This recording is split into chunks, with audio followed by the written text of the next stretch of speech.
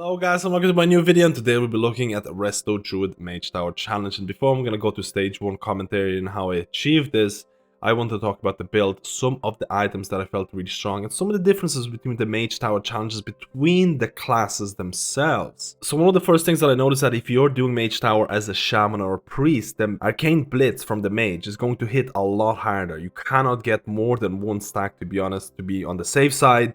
But if you're playing any other healers like RESTO DRUID, you'll notice that the Mage doesn't pose as big of a threat as it does for Shaman or Priest, so all of a sudden the kill order might actually change a little bit. I also felt that the second last challenge where you have to heal up NPCs is a lot harder on a Druid who relies on HOTS and things like that, and I had to manage my cooldowns in a lot better way. I even had to use drums in that case, which was completely opposite when I was doing my Resto Shaman challenge. So keep in mind that depending on which class you're playing, there is going to be slight differences. In some cases the differences are going to be pretty big, which might actually change the tactics. So let's go to the gear section, and a lot of people are using things like Pride as the secondary, or the effect doesn't work, but the secondary stat distribution is pretty nice. You can enchant it. Gear with sockets is good. Tertiary stats with like leech, avoidance, but not a lot of people have been mentioning the Mechagon Trinket pocket size computation device, and this is something that I end up using quite late. I did the Druid challenge, a majority of the Druid challenge, without using this trinket, so it is possible, but I have to say I'm gonna try and use it or equip it on all my other healers. Pocket size computation device, if you have it, equip a red card, Psychotronic Blast, and all of a sudden you have a 2-minute trinket that can do an insane amount of damage, and in phase 1 it can pretty much, I'm not going to say it's going to one-shot an enemy, but it's going to get them down to really low. It's going to help you with the last stage when you have to deal with the boss. And this trinket has provided me with a lot of leeway. All of a sudden, I don't have to wait for drums or bloodlust to come back up because I have this trinket. And this trinket is going to deal an insane amount of damage. A lot of the times, especially on like the last boss phases, it might be your top DPS ability. So I definitely recommend it if you have it. You don't need it to complete the challenge, but it's going to help. So now in terms of the talents that I use for my RESTO DRUID, I did swap a lot of my talents throughout the stages for stage 1, for stage 3 and things like that. So have a tome ready. For stage 1, I think it's very, very important to have Mighty Bash and Balance Affinity. You need Balance Affinity for Typhoon. It's pretty much the only mandatory talent in this whole game, or stage 1, in terms of the Mage Tower. So let's go to our RESTO DRUID and see how I did stage 1. This is stage 1, and honestly, I've done the stage 1 without having an optimized gear because it's the first time I did the RESTO DRUID challenge, and I didn't get to record my previous tries where I was a lot more, how do I say, optimal in terms of using my CC. So if you watch my previous video, you know that the Arbalist is going to shoot out an arrow. It's going, you have to hide behind an NPC. It's very, very important. In stage 5 or wave 5, this is going to be very, very hectic because there's going to be a lot of mobs. So right now, just hiding behind the NPC, I'm going to dispel the commander, and now the next wave is going to spawn. Now the Corrupted Risen Mage, like I talked at the very start, this does not deal that much damage. You can see it's actually targeting Granny Mar, and Granny is only going to take around... Okay, I actually did use my Mighty Bash on this just to be safe, but there will be showcases of Arcane Blitz, right? It's targeting me right now. I use Typhoon, it still kind of hit me, but it's doing only around 20% of my damage. So it's not that big of a deal to let these casts go through. That's what I'm basically saying. I do play around. As a RESTO DRUID, it's very, very important to play around the fact that you have Mighty Bash, the fact that you have Typhoon, and the fact that you have Cyclone. So many people are unaware of the fact that you have Cyclone, and you can spam that ability to some extent. You can use it on a mage to let the debuff run out, or the buff to run out. So I just deal with the Arbalist normally. I killed the mage like I talked about at the start of it, but just using Mighty Bash. You can see my Mighty Bash has cooldown, my Typhoon is off cooldown, so I'm going to be using... I'm letting the Arcane Blitz go through at the start. You can see that the mage has 2 stacks right now, so that's pretty... Like, if you're a Shaman or Discipline Priest, this will be over at this point. But I'm going to use... Again, I kind of misclicked it here because I'm going to use Typhoon to interrupt it, and then I'm going to Cyclone the mage so the debuff runs out. I didn't have to do it, but it's just to showcase that you can spam Cyclone if you run into troubles. This is by far not the most optimal phase 1 that I did. Like I mentioned, I didn't have it recorded, but this is what I have to say. Cyclone is going to be a button where, in case you mess up, use Cyclone to kind of catch up. So in a lot of the cases, if, for example, Knife Dance is happening and I don't have any cooldown available, I might use Cyclone just to interrupt it. So this is something that you need to consider. Cyclone is going to be an MVP ability. Now the next mobs are going to be the hardest ones, and that's going to be your Mage and Double Soldier. So I have my Mighty Bash and I have Typhoon ready. This is going to be very important. I'm going to use Mighty Bash on the Mage. The Mage didn't get to cast. Now, the Risen Soldiers, a lot of people have been talking about the desync problem, where the Risen Soldier is going to cast Knife Dance, but the other one is going to cast Fixate. If that happens, make sure, and this is something that worked really well for me in the next couple of tries, if there's going to be a desync, you can Cyclone one of the soldiers. I feel that cycloning one of the soldiers, especially during Knife Dance, is going to be better than cycloning the Mage, because the Mage feels less threatening than double Knife Dances. So this is something that I did on the other tries.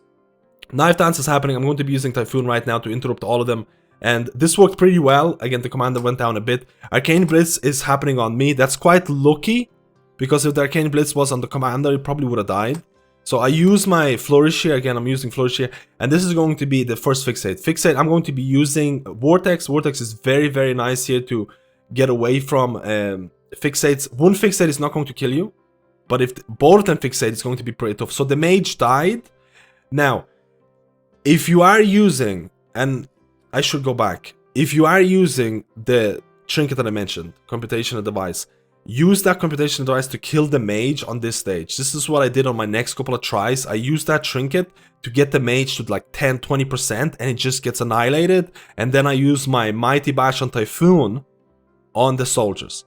Completely bypasses wave 4. So this is, I'm getting fixated. There's a lot of damage. This is going to be doing a Knife Dance. What I should have done here is I should have most likely used Cyclone on the soldier that was fixating me. And I nearly died in here. Keep in mind, you still have your things like Swiftman. Nature Swiftness is insane in this.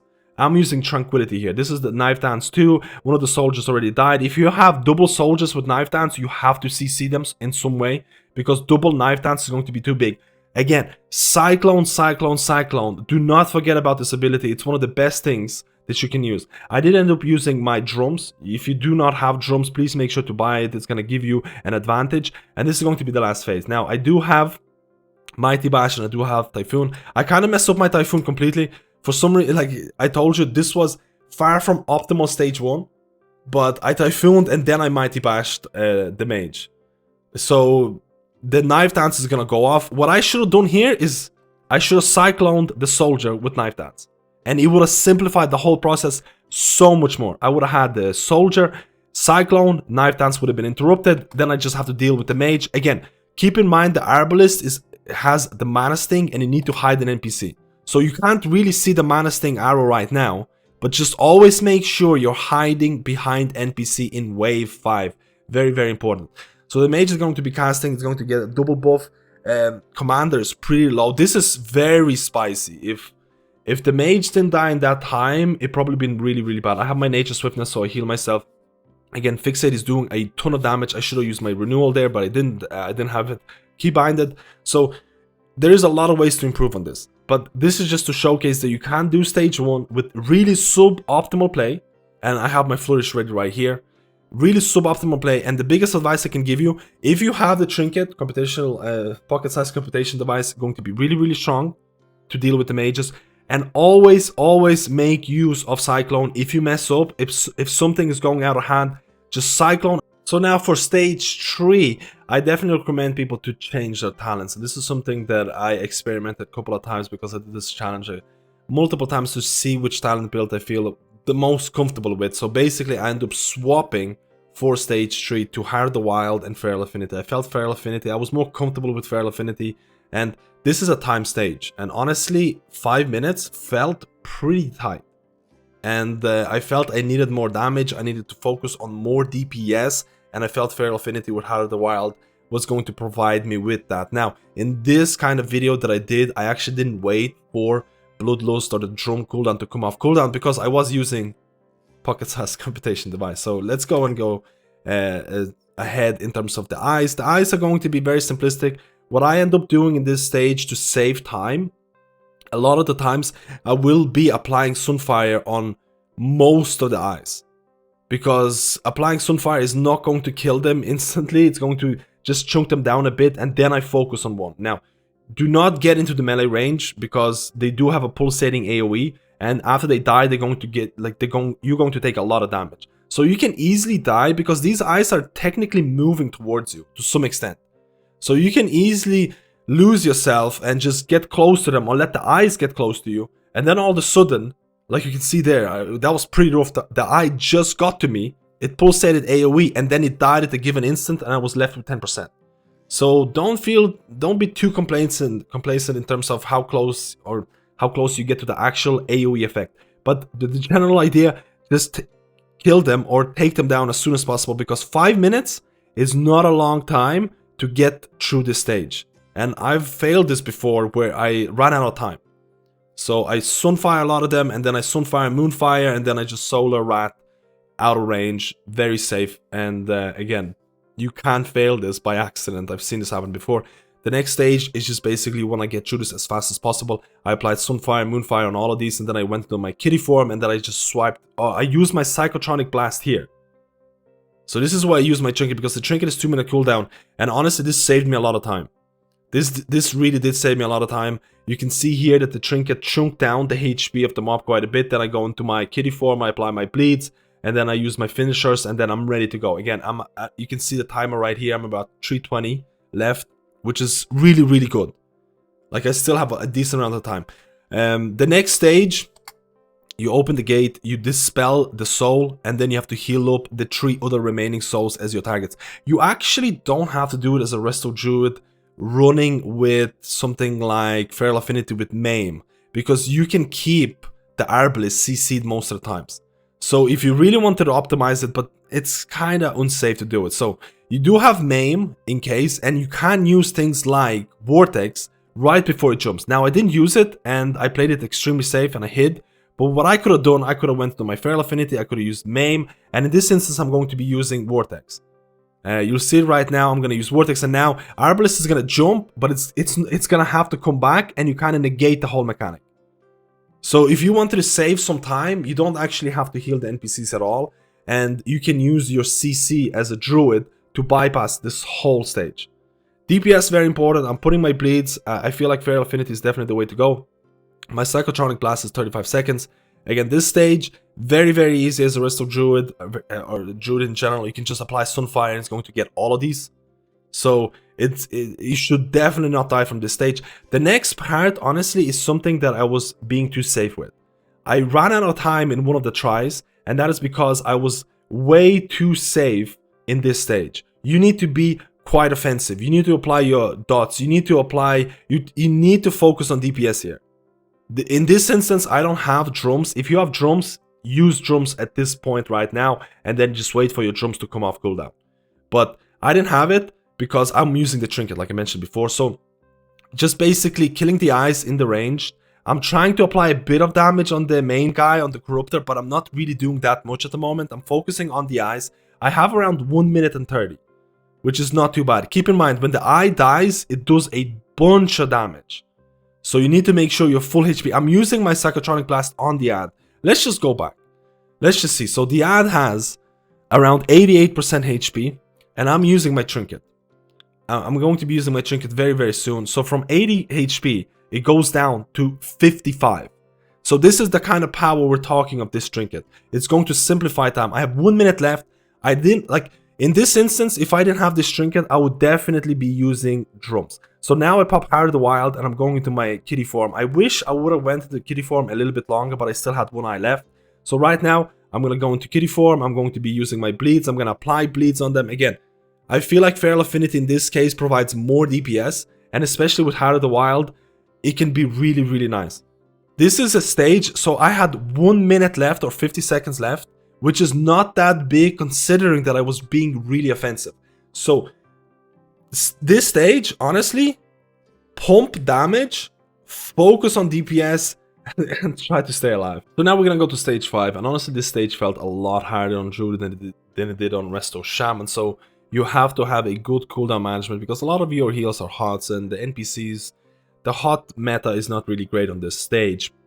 But I do have to mention, I messed this stage up quite, or at least a couple of times I messed it up, and I had 4 enemies appearing at the end of this, and I was like, this is game over. But I managed to recover. So if you do mess this up, you can still fully recover at the end of this and go into the last stage. So don't call it quits too early. You're going to have ticking damage from your other friendly NPCs that, again, using Efflorescence with Spring Blossoms is going to provide good, solid single target or overall healing. And now you have the NPCs. A lot of the times the problem with Resto Druid is that you can deal with 2 NPCs quite well, but the third one is always iffy if you don't use specific cooldowns. So the way that I managed to deal with the stage 1, and again, this is very important, I used Regrowth into Nature Swiftness, full HP. The second one, I used Rejuvenation into Swiftmend, full HP. Now I have my Salt Forest buff, and I go to the third NPC and I use just spam Regrowth. And I'm able to get all the 3 NPCs ready to go.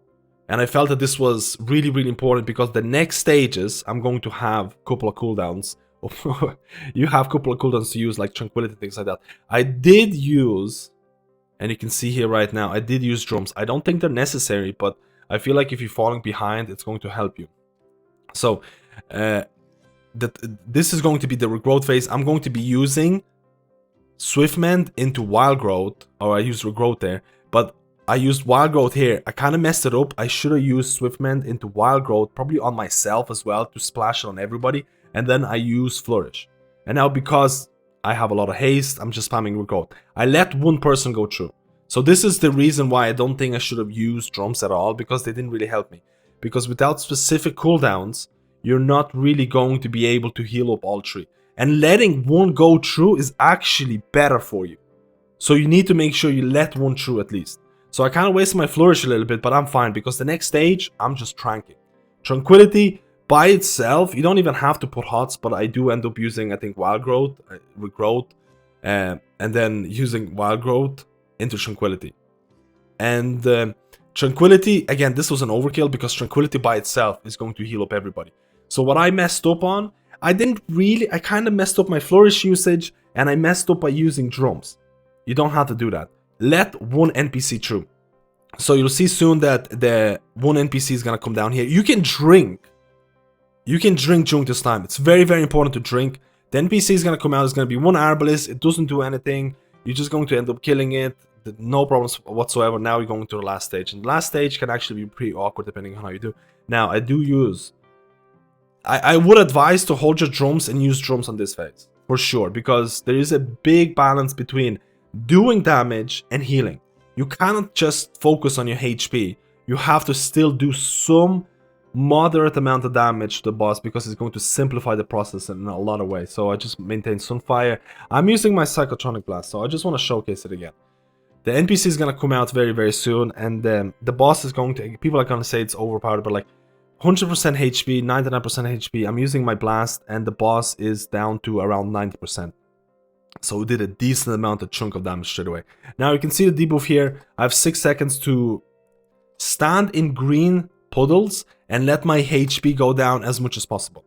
And then after the 3 seconds, there's going to be an explosion. Again, the charge and the magic debuff are not synced up, and they can be all over the place. So this was pretty dangerous, but I'm pretty safe because I feel like as long as I'm above 30% HP, I'm good. Now, I could have played it way safer and went into bear form. I didn't actually go into bear form, I think, a single time because I actually felt pretty safe most of the time. I didn't feel that like I was going to die, or I didn't feel like I needed additional cooldowns. I feel like Resto Druid with some additional HOTS. Again, I'm full HP here, and this is where I'm using my Heart of the Wild. Now, this is a bit problematic because I have Wild Growth on myself, and I have a Rejuvenation on myself, so my HP is not going down as fast enough, and this was pretty dangerous.